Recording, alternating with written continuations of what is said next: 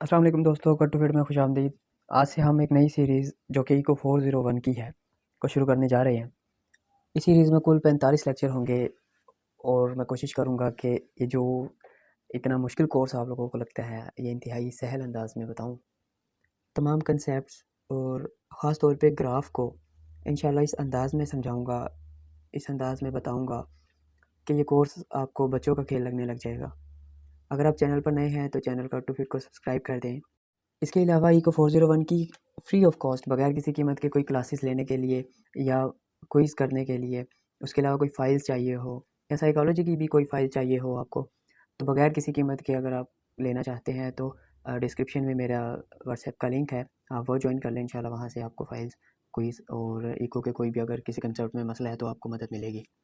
बगैर किसी टाइम ज़ाया किए अपना फिर लेक्चर स्टार्ट करते हैं। लेक्चर नंबर 1 सबसे पहले बता रहे हैं, economics is not a natural science, it is a social science. Natural science की मैं मिसाल दूँ तो जैसे फिज़िक्स है या केमिस्ट्री है, इनमें हम लैब में एक्सपेरिमेंट्स कंडक्ट कर सकते हैं। हम देख सकते हैं कि इस वेरिएबल को कंट्रोल करेंगे तो अगले पे क्या इफ़ेक्ट आएगा, क्या असर होगा। जबकि इकोनॉमिक्स जो है ये सोशल साइंस है, ये देखती है कि लोग चीज़ें क्यों खरीदते हैं, कब ज़्यादा खरीदते हैं, कब कम खरीदते हैं, क्यों नहीं खरीदते। उसके अलावा जो इंडस्ट्रीज़ हैं वो अपनी प्रोडक्शंस को कब बढ़ाती हैं, कब कम करती हैं। तो ये सोशल साइंस है, नेचुरल साइंस नहीं है। उसके बाद है इकोनॉमिक्स की definition. Economics is a study of how we, the people, engage ourselves in production, distribution, and consumption of goods and services in our society. हम ये देखते हैं कि हमने प्रोडक्शन कैसे करनी है। जो इंडस्ट्रियल सेक्टर है वो ये देखता है कि उसने प्रोडक्शन कितनी करनी है, आया कि जो वो प्रोड्यूस कर रहा है वो सारी की सारी चीज़ें उसकी बिक जाएंगी, फ़रोख्त हो जाएंगी कि नहीं होंगी। उसके अलावा डिस्ट्रीब्यूशन डिस्ट्रीब्यूशन वो ये देखता है कि मैं ये डिस्ट्रीब्यूशन करूँ या ज़्यादा हिस्सा बचा कर रखूँ, और बचा कर इस वजह से रखूँ कि मुस्तकबिल में कीमतें बढ़ जाएंगी, तब मैं अगर ये चीज़ें डिस्ट्रीब्यूट करूँगा तो मुझे ज़्यादा मुनाफा होगा। ठीक है। और कंजम्पशन पे ये है कि हम हाउस होल्ड सेक्टर जो है वो ये देखता है कि मेरी इनकम इतनी ज़्यादा है, मैं इस चीज़ को कंज्यूम कर सकता हूँ, इतनी कंज्यूम कर सकता हूँ और इतनी कंज्यूम नहीं कर सकता, मेरी इनकम के मुताबिक मैं इसको कंज्यूम करूँगा कि नहीं करूँगा। ये है कंजम्पशन। उसके बाद है ब्रांचेज ऑफ इकोनॉमिक्स। दो ब्रांचेज हैं, नॉर्मेटिव और पॉजिटिव। नॉर्मेटिव इकोनॉमिक्स में क्या होता है, वैल्यू जजमेंट होती है, सिर्फ डिज़ायरेबिलिटी होती है और ये फैक्ट्स पर मबनी नहीं होती। बस ये बता दिया जाता है ये तब्दीली करनी चाहिए, कैसे करनी चाहिए और कितनी तब्दीली हो गई है, ये नॉर्मेटिव इकोनॉमिक्स मेजर नहीं कर सकती। जैसे इसने मिसाल दी है कि how many supply growth affects inflation. ये कह रहा है कि अगर रकम बाहर भेजी जाए या बाहर से अंदर आए या मनी सप्लाई हो तो उससे महंगाई कम या ज़्यादा कैसे होगी। बस ये बता रही है कि उससे कम या ज़्यादा होगी, लेकिन ये नहीं बता रही कि कितनी महंगाई कम होगी, कितनी ज़्यादा होगी। बस यहाँ के इसकी जो है लिमिटेशंस हैं। उसके बाद है पॉजिटिव इकोनॉमिक्स। पॉजिटिव इकोनॉमिक्स जो है ये हमें बताती है कि इस कदर वैल्यू कम या ज़्यादा हो रही है, ये मेजर कर सकते हैं हम, प्रूफ भी हो सकती है और डिसप्रूव भी हो सकती है। इसकी मिसाल है जैसे unemployment is increasing in our country, तो हम ये देख सकते हैं कि जो अनएम्प्लॉयमेंट है वो बढ़ रही है, उसको मेजर किया जा सकता है। लेकिन अब ये पॉजिटिव इकोनॉमिक्स की जो लिमिटेशंस हैं वो ये है कि ये बताती नहीं है कि अनएम्प्लॉयमेंट को कम कैसे किया जाए। तो ये है पॉजिटिव इकोनॉमिक्स। और एमसीक्यूज़ के हवाले से है, positive economics is sometime defined as the economics of what is. तो ये एमसीक्यूज़ में पूछा गया है बार बार, तो इसको कंसीडर कीजिए। उसके बाद सबसे अहम है फैक्टर्स ऑफ प्रोडक्शंस। कोई भी चीज़ प्रोड्यूस करने के लिए हमें चार चीज़ों की ज़रूरत होती है। सबसे पहले लैंड, जगह, चाहे वो छोटे पैमाने पर ही है। जब तक आपके पास जगह नहीं होगी आप कोई भी चीज़ प्रोड्यूस नहीं कर सकते, आप अपना सेटअप नहीं बना सकते। उसके बाद है कैपिटल। कैपिटल में मशीन्स आती है, प्लांट्स आते हैं, तो ये है कैपिटल। और उसके बाद है लेबर। लेबर भी ज़रूरी होती है किसी भी काम को करने के लिए, कोई भी चीज़ प्रोड्यूस करने के लिए आपको लेबर्स दरकार होती है। एंटरप्रेन्योरशिप। एंटरप्रेन्योरशिप होती है मैनेजरियल एबिलिटीज़। कोई भी चीज़ प्रोड्यूस करते हैं तो उसका कोई ना कोई हेड होता है या मैनेजर होता है या जो उसका प्रोप्राइटर होता है। तो ये है ये 4 चीज़ें ज़रूरी होती है किसी भी चीज़ को प्रोड्यूस करने के लिए। मिसाल से मैं आपको वाज़ेह कर दूँ, प्रोडक्शन सिर्फ़ ट्रैक्टर ट्राली बनाने को नहीं कहते, कार बनाने को, मोटरसाइकिल बनाने को, लैपटॉप बनाने को प्रोडक्शन नहीं कहते। प्रोडक्शन छोटी पैमाने पर भी हो सकती है। प्रोडक्शन आपकी प्रोडक्शन ये भी हो सकती है कि आप एक टी-शर्ट बना लें, आपकी प्रोडक्शन एक जूता बनाना भी हो सकती है, आपकी प्रोडक्शन फुटबॉल बनाना भी हो सकती है, या आपकी प्रोडक्शन पर्स बनाना भी हो सकती है। तो ज़रूरी नहीं है कि अगर बड़ी चीज़ें बनाएँ वही प्रोडक्शन में आएँगी, अगर छोटे पैमाने पर बात करें तो प्रोडक्शन ये भी होती है। अब देखें, अब मैंने जैसे मिसाल दी टी-शर्ट बनाने की या पर्स बनाने की, बहुत से घरों में आजकल ऐसे काम चल रहे हैं पर्स बनाने के, तो वो उनके लिए चीज़ें ज़रूरी यही 4 चीज़ें हैं। कोई सरबराह होता है जिसको ये पर्स बनाने का हुनर आता है, वो एंटरप्रेन्योरशिप में आता है। लेबर होती है उसके अलावा, फिर कैपिटल होता है पर्स बनाने के लिए, जो चमड़ा हो गया, धागा हो गया, ये कैपिटल में आता है। लैंड लैंड वो जगह होगी जहाँ पर आपने ये सेटअप बनाया होगा। तो ये छोटे पैमाने पर भी देखिए, कोर्स से हट के मैं आपको ये बात बता दूँ, इको अगर आपने पढ़नी और समझनी है तो आपको रियल लाइफ में आना पड़ेगा आपको, तो फिर आपको बहुत अच्छे तरीके से समझ आ जाएगी। तो ये मिसाल से उम्मीद है आपको ये 4 चीज़ें समझ आ गई होंगी। उसके बाद है स्कार्सिटी। देखिए, मैंने आपको 4 चीज़ें बताई है प्रोडक्शन के लिए, लैंड, लेबर, कैपिटल और एंटरप्रेन्योरशिप।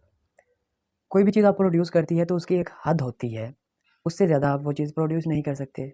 जैसे मैंने पर्स की मिसाल दी, तो आप एक दिन के 100 पीस बना सकते हैं, क्योंकि आपके पास जो लेबर है वो लिमिटेड है। चलें आप लेबर भी बढ़ा दें, 10 की जगह आप 20 रख लें, 100 आपने 100 की जगह आप 200 पीस बना लेंगे, समझ आ गई बात। लेकिन आपके पास जो कैपिटल है, चमड़ा जो कि है कैपिटल आपका, वो महदूद होगा। चलें आप चमड़ा भी और ला के रख लेते हैं, ये काम भी ख़त्म। उसके बाद जो अगला स्कार्स एलिमेंट है वो है लैंड। आपके पास जो जगह है, क्या वो इस हद तक वसी है कि वहाँ पर 20 लोग बैठ के काम कर सकें और इतना कैपिटल आप स्टोर कर सकें, चमड़ा आप स्टोर कर सकें? तो ये चीज़ें हैं। मैं आपको बताऊँ, चलें आपने 200 बढ़ा दिया, लेकिन एक ख़ास हद पे आके आप भी रुक जाएँगे। उसके बाद आपकी जो हद है वो ख़त्म हो जाएगी। या तो कैपिटल आप ज़्यादा नहीं खरीद सकेंगे, या आपके पास जो लैंड है वो कम हो जाएगी, या एंटरप्रेन्योरशिप आपकी कैसे ख़त्म होगी कि एक ही आपके पास जो हेड है वो एक है, और एक हेड 10 बंदों को सँभाल सकता है। तो देखें, अगर 20 होंगे या 50 हो जाएँगे तो वो कैसे सँभाल पाएगा बेचारा? तो ये चीज़ें हैं। तो स्कार्सिटी यही चीज़ बताती है कि अगर आपका पर्स लोगों को बहुत पसंद आ रहा है, तब आप क्या करेंगे? एक ख़ास हद तक आप चीज़ें प्रोड्यूस कर सकते हैं, लेकिन उसके बाद आप वो चीज़ें प्रोड्यूस ज़्यादा नहीं कर सकते, क्योंकि मैंने आपको बताई ये सारी लिमिटेशंस हैं, ये लिमिटेशंस आ जाती हैं, ठीक है? राशनिंग ये है कि किसी भी फैक्टर को सोच समझ कर इस्तेमाल करना। जैसे मिसाल दूँ, आपके पास जो लैंड है, आपके पास जो ज़मीन है, आप उससे जिस कदर फ़ायदा उठा सकते हैं, आप उससे फ़ायदा उठाएँ, ये राशनिंग कहलाता है। इसी तरह दूसरे फैक्टर्स में, जैसे लेबर में, आपके पास जो स्किल्स है आप उनको अच्छे तरीके से इस्तेमाल करें, मुकम्मल इस्तेमाल करें, तो ये राशनिंग कहलाएगी। उसके बाद है इकोनॉमिक सिस्टम। इकोनॉमिक सिस्टम से ये मुराद है कि आपके मुल्क में कीमतें कैसे कंट्रोल होती हैं। सबसे पहले है इसमें डिक्टेटरशिप। डिक्टेटरशिप में ये होता है कि कोई भी एक शख्स या चंद एक गिने चुने शख्स, लोग होते हैं, वो डिसाइड करते हैं कि इस चीज़ की वैल्यू इतनी बढ़ानी चाहिए, इसकी इतनी कम करनी चाहिए। तो ये है डिक्टेटरशिप। मार्केट या दुकानदार अपनी मर्ज़ी से कोई भी वैल्यू सेट नहीं कर सकता, कम या ज़्यादा नहीं कर सकता। जो रेट आएगा उसी रेट पे देनी पड़ेगी। ये डिक्टेटरशिप का असूल है। इसमें दूसरा जो नाम है वो है कमांड या प्लैंड इकोनॉमी। प्लैंड इकोनॉमी में ये होती है कि गवर्नमेंट आपको बताती है कि आपने मिसाल के तौर पे बाईसाइकिल के 20 आइटम बनाने हैं, मोटरसाइकिल के 100 बनाने हैं, कार के आपने 75 बनाने हैं। तो गवर्नमेंट डिसाइड करती है कि आपने इस चीज़ के इतने आइटम बनाने हैं, और उसके अलावा रिसोर्सेज भी गवर्नमेंट कहती है कि इतने रिसोर्सेज आप इस्तेमाल कर सकते हैं, उससे ज़्यादा नहीं कर सकते। तो ये गवर्नमेंट इन्फ्लुएंस करती है कमांड इकोनॉमी में। इकोनॉमी का अगला मोड है फ्री मार्केट या capitalist economy. Free market economy में आपकी जो मार्केट है वो डिसाइड करती है कि क्या रेट होगा, कितनी चीज़ें चाहिए हैं मार्केट में, कितनी नहीं चाहिए। उसके अलावा इसमें गवर्नमेंट का कोई इन्फ्लुएंस नहीं होता। मैं मिसाल दूँ, हमारे यहाँ जो है ये फ्री मार्केट इकोनॉमी भी है। जैसे अगर किसी चीज़ की डिमांड बढ़ जाती है तो दुकानदार बताता है कि हमें ये आइटम मज़ीद चाहिए, तब वो आइटम मज़ीद बनना शुरू हो जाते हैं। तो ये फ्री मार्केट या कैपिटलिस्ट इकोनॉमी कहलाती है। उसके बाद है इस्लामिक इकोनॉमिक सिस्टम। ये सिर्फ जो इस्लामी माशरा है वहीं पर राइज होती है, जैसे ज़कात और उशर। ये इस्लामिक इकोनॉमिक सिस्टम है कि ज़कात दी जाएगी अगर एक ख़ास वैल्यू से ज़्यादा जो वैल्यू है उसकी, और उशर जो है ये ज़मीन पर होता है, उसकी पैदावार पे होता है। उसके बाद बता रहा है पाकिस्तान केस। पाकिस्तान में क्या है, मिक्स्ड इकॉनमी है, गवर्नमेंट का इन्फ्लुएंस भी है, और उसके बाद जो है ये फ्री मार्केट भी है, और ये कमांड इकॉनमी भी है। मतलब इसमें गवर्नमेंट भी इन्फ्लुएंस करती है कि ये चीज़ें आप प्रोड्यूस करें और ये ना करें। उसके अलावा गवर्नमेंट वैल्यूज़ भी बता रही होती है, जैसे दुकान पे हम जाएँ तो काफ़ी सब्सिडी वाले के पास या उनके पास एक रेट लिस्ट आई होती है, तो गवर्नमेंट का इन्फ्लुएंस भी होता है। उसके अलावा मार्केट खुद भी डिसाइड करती है कि अच्छा इस चीज़ की वैल्यू बढ़ रही है, तो ये चीज़ ज़्यादा प्रोड्यूस करे ताकि हमें ज़्यादा से ज़्यादा मुनाफा हो। तो ये मिक्स्ड इकॉनमी है पाकिस्तान में। उसके बाद है सर्कुलर फ्लो। सर्कुलर फ्लो में 2 सेक्टर्स हैं, हाउस होल्ड सेक्टर और business sector. House hold sector से मुराद हम हैं। हमें क्या चीज़ें चाहिए होती है, हमें गुड्स चाहिए होती हैं। गुड्स से मुराद कोई भी चीज़, टीवी, फ्रिज, एसी, मुझे ये चीज़ें चाहिए होती हैं। मैं जब ये चीज़ें लूँगा तो इसके बदले में मैं क्या दूँगा, पैसे। मैं पैसे दूँगा, पैसे चले जाएंगे फार्म के पास। मैं डायरेक्ट पैसे फार्म को तो नहीं देता, दुकानदार को दूँगा, दुकानदार फार्म को देगा, क्योंकि उससे वो गुड्स खरीदेगा। गुड्स मैंने बताया टीवी, फ्रिज, एसी, कोई भी चीज़ फाइनल गुड जो होती है वो गुड कहलाती है। अब मेरा पैसा चला गया फार्म के पास, लेकिन मुझे दोबारा पैसों की ज़रूरत होगी क्योंकि मुझे चीज़ें खरीदनी है। अब फार्म को क्या चाहिए, फार्म को चाहिए सर्विसेज, फैक्टर्स चाहिए प्रोडक्शन के, जैसे लेबर चाहिए। लेबर कौन है, लेबर मैं ही हूँ। मैं किसी भी और फार्म में जाके काम करूँगा, वहाँ से मुझे पैसा मिलेगा, वो पैसा मैं दोबारा से चीज़ें खरीदने में लगाऊंगा और वो पैसा दोबारा फार्म के पास चला जाएगा। फार्म से दोबारा वो पैसा मेरे पास आएगा क्योंकि मैं वो वहाँ अपनी सर्विसेज प्रोवाइड कर रहा हूँगा। ठीक है, लेबर हूँगा वहाँ पे। तो ये चीज़ें हैं। उसके अलावा दूसरी चीज़ है सर्विसेज। सर्विसेज जैसे डॉक्टर हो गए, ये हमें सर्विसेज प्रोवाइड करते हैं। इलेक्ट्रीशियन हो गया, ये हमें सर्विसेज प्रोवाइड करता है। तो ये सर्विसेज हैं। तो सर्कुलर फ्लो को दोबारा से सादा अल्फाज में मैं बता दूं कि फर्म फैक्टर ऑफ प्रोडक्शन की डिमांड करती है। फैक्टर ऑफ प्रोडक्शन में क्या आता है, लेबर आता है, लैंड आता है, कैपिटल आती है। तो इनकी डिमांड करती है फर्म, क्योंकि उन्हें चीज़ें बनानी होती है। जबकि जो हाउस होल्ड सेक्टर है वो फैक्टर ऑफ प्रोडक्शन को सप्लाई करता है, जबकि फाइनल गुड्स को खरीदता है। ठीक है। उसके बाद है माइक्रो इकोनॉमिक्स और मैक्रो इकोनॉमिक्स। माइक्रो इकोनॉमिक्स जैसे नाम से जाहिर है, माइक्रो का मतलब होता है छोटा। तो ये छोटा छोटे लेवल पर जो चीज़ें होती है उनको देख रही होती है। जैसे किसी भी इंडिविजुअल फर्म के बारे में हाउस होल्ड सेक्टर को देख रही होती है कि उसने कितनी चीज़ें प्रोड्यूस की, कब प्रोड्यूस नहीं की, कितना उसे मुनाफा आया। तो ये इंडिविजुअल लेवल पर ये देख रही होती है डिमांड को, सप्लाई को। ठीक है। जबकि उसके बाद इसके मुखालिफ है दूसरी मैक्रो इकोनॉमिक्स। मैक्रो इकोनॉमिक्स जो है ये पूरी कंट्री की इकोनॉमिक्स को देख रही होती है कि पूरे मुल्क में कितनी चीज़ें प्रोड्यूस हुई, पूरे मुल्क में कितना मुनाफा हुआ, पूरे मुल्क में अनएम्प्लॉयमेंट किस कदर बढ़ी या कम हुई।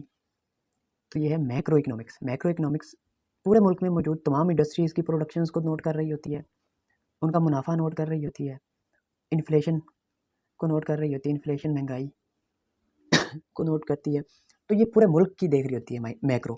जबकि माइक्रो किसी भी एक घर के कितने अफराद अनएम्प्लॉयड हैं, किसी भी एक इंडस्ट्री की प्रोडक्शन कितनी है, सप्लाई कितनी है, माइक्रो ये देखती है। मैक्रो पूरे मुल्क में जो इंडस्ट्रीज़ है उनकी तमाम की वैल्यूज़ को देख रही होती है। तो ये था, इसी के साथ जनाब ये लेक्चर ख़त्म हो गया। अगर ये वीडियो आपको पसंद आई है तो लाइक करें। मिलते हैं अगले लेक्चर में, तब तक अल्लाह हाफिज़।